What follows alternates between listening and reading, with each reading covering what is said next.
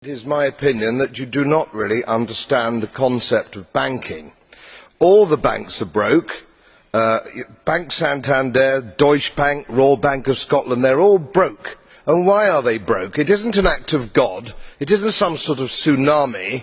They're broke because we have a system called fractional reserve banking, which means that banks can lend money that they don't actually have.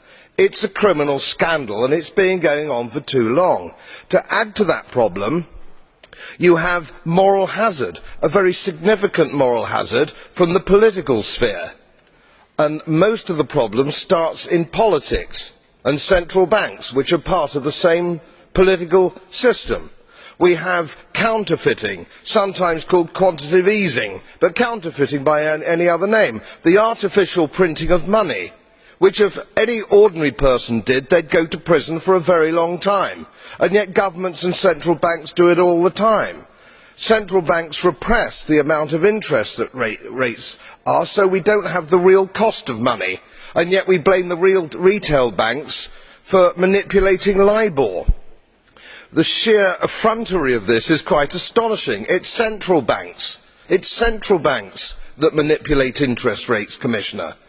And plus, underneath all this, we talk loosely, in a rather cavalier fashion, do we not, about deposit guarantees.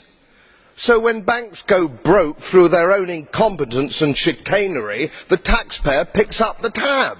It's theft from the taxpayer.